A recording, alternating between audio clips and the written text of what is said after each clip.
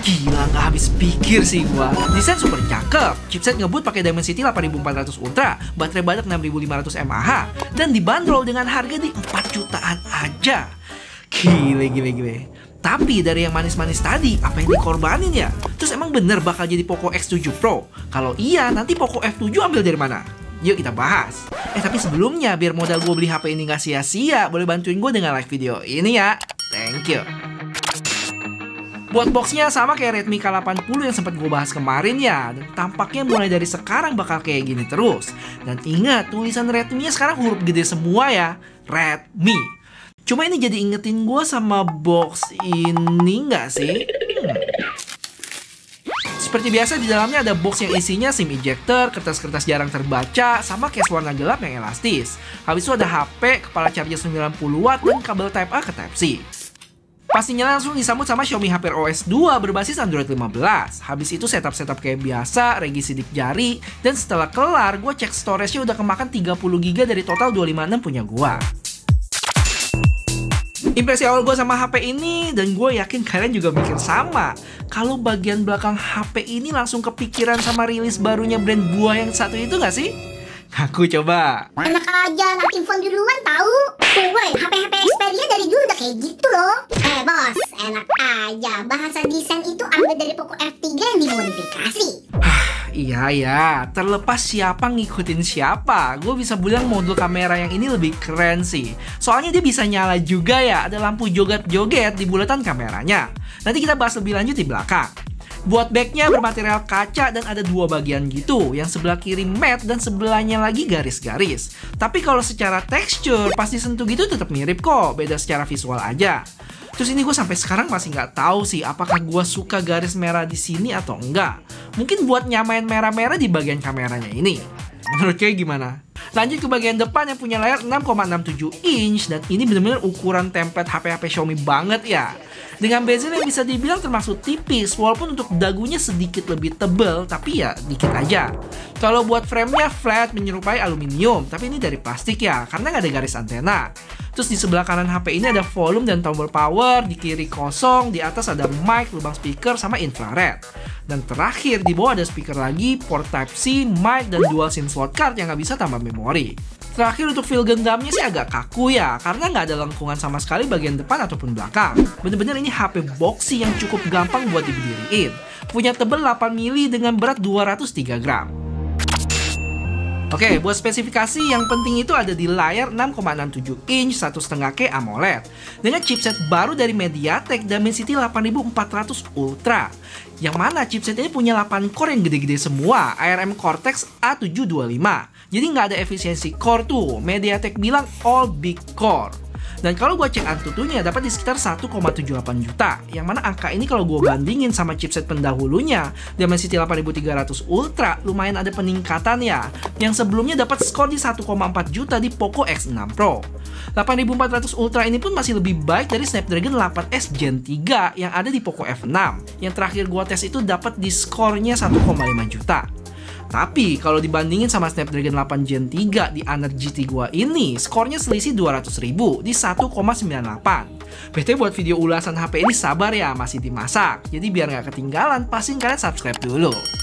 Semoga ada gambaran ya posisi kekuatan chipset ini ada di mana secara Antutu. Dan sekalian intinya buat Geekbench dan 3D Mark. Dan lanjut kita ke baterai yang punya kapasitas 6550 mAh dengan kepala charger 90 watt dan nggak support wireless charging. Buat kameranya dia ada dua lensa belakang, no gimmick, 50 megapiksel kamera utama ber-OIS dan 8 megapiksel ultra wide. Terus buat kamera depannya itu 20 megapiksel. Tapi gue mau nanya deh, menurut kalian di 2025 ini lensa 8 megapiksel ultra wide-nya bakal masuk kategori gimmick nggak ya? Atau minimal 12 megapiksel gitu biar bisa shoot 4K? Coba share pendapatnya di komen deh. Terakhir, HP ini udah HP 5G, dual speakers, LP68 dan IP69, dan lain sebagainya. Untuk vibration cukup baik, getarannya nggak lemah. Dan satu lagi saat gue pakai HP ini dengan tangan basah masih cukup responsif loh navigasinya. Yang mana buat sebagian HP biasanya malah nggak ke-touch. Dan menurut rumor yang bilang Redmi Turbo 4 ini bakal jadi Poco X7 Pro, tampaknya benar ya. Dan ini udah bukan rumor lagi sih, karena penampakannya udah muncul di website resmi mereka dengan bentuk kamera yang sama tuh. Jadi kalau kayak gitu, apa aja perbedaan antara si Redmi Turbo 4 ini dibanding Poco X6 Pro? Oke, pertama, jelas dari sisi chipset, terus baterai beserta chargingnya. Untuk kamera ada sedikit penurunan ya dari sisi megapiksel untuk lensa utama. Kalau ultrawide masih sama, sedangkan selfie-nya naik dikit aja. Habis itu ada beda lagi di IP rating dan peak brightness. Cuman yang bikin gue lebih antusias sih dari sisi desainnya, meningkat jauh jadi lebih cakep aja gitu, tanpa ada kompor-komporan lagi. Cuma perlu diingat, spek Redmi Turbo 4 ini nggak plek ketiplek bakal jadi Poco X7 Pro ya, harusnya ada perbedaan juga. Salah satu yang gue notice itu ada di kapasitas baterainya yang kalau gue cek di website 6000 mAh, sedangkan di Redmi 6550. Ya buat pastinya kita tungguin aja ya berita resminya dari Poco Global nanti. Oke, sebelum kita siksa HP ini pakai game berat dan utak-atik bisa apa aja sih lampu joget-jogetnya, mari kepoin kamera HP ini. Kita mulai dari foto, yang ultrawide-nya oke aja. Kadang masih ada area-area gelap yang nggak ke-expose. Sedangkan lensa wide-nya sih gue cukup suka ya, warnanya lebih mendekati natural dan bisa di zoom sampai 10 kali. Untuk portraitnya cukup baik, walaupun pemisahan antar objek dengan backgroundnya kadang kurang halus. Buat selfie-nya cakep nih, dynamic range bagus dan kulit muka gue terlihat natural di sini. Terus gimana dengan video? Oke, untuk resolusi dia cuma mentok di 1080p 30 aja ya, nggak bisa 60 tuh. Sedangkan kamera belakang yang bisa mentok 4K 60 fps ya. Habis itu buat yang kepo apakah bisa pindah lensa saat recording, jawabannya bisa tuh. Cuman ini terbatas di resolusi 1080p 30 aja. Selain itu nilai plus di zoom control HP ini yang bisa langsung tap pindah lensa ataupun di slide juga, jadi lebih fleksibel. Untuk selfie-nya cukup oke. Dynamic range paling nggak gedung belakang kelihatan ini benar-benar cahaya terang ya. Cuman kalau backgroundnya nggak terlalu terang, bagus kok. Tuh. Dan ini gue cobain untuk ultra wide-nya, gimana guys? Yang resolusinya cuma bisa di 1080p 30 ya, ultra wide. Karena emang kebentur sama resolusinya cuma 8 megapiksel nih. Minimal kalau seingat gue 12 megapiksel baru dia bisa 4K tuh. Gue sempat cobain resolusi maksimalnya di 4K 60 yang sekilas terlihat stabil. Tapi sayangnya kalau diperhatiin lebih lanjut, dia agak endut-endutan gitu. Karena belum yakin, gue cobain sekali lagi dan kali ini gue arahin ke muka. Dan tetap sama ya, sesekali ada berasa endut-endutan. Dan entah kenapa kulit muka gue di sini nggak terlihat natural. Terakhir sekali lagi nih, tapi sekarang dengan resolusi 1080p 30. Dan sayangnya masih kejadian. Oke, tadinya gua kira untuk sektor kamera ini bakal jadi kelemahan HP-nya ya. Tapi setelah gue lihat lumayan oke loh untuk ukuran HP mid-range yang lebih ngutamain performance. Cuman ini dengan catatan gue juga belum sempat bandingin sama si X6 Pro ataupun HP yang di range sama harganya ya. Cuman yang gue lihat sejauh ini sih udah oke. Paling masalah satu tadi yang endut-endutan itu agak kurang asik sih sebenarnya dari sisi video. Ya, oke, sekarang kita ke gaming yang tampaknya ada sesuatu yang nggak beres. Jadi awalnya kayak biasa gue tes Genshin Impact highest 60 fps. Dan selama 17 menit main pertama, secara fps mulus-mulus aja ya. Tapi habis itu entah kenapa koneksinya keputus. Jadi masih reconnect kayak yang kalian lihat nih. Dan sebenarnya ini udah kedua kali kejadian ya. Cuman sayangnya yang pertama gue nggak sempet rekam. Untuk suhunya pas gue cek berasa panas ada di sekitar 44-45 derajat. Sebenarnya secara FPS sih rata atas, cuman nggak tahu kenapa koneksi wifi-nya yang sempat keputus saat HP-nya udah panas.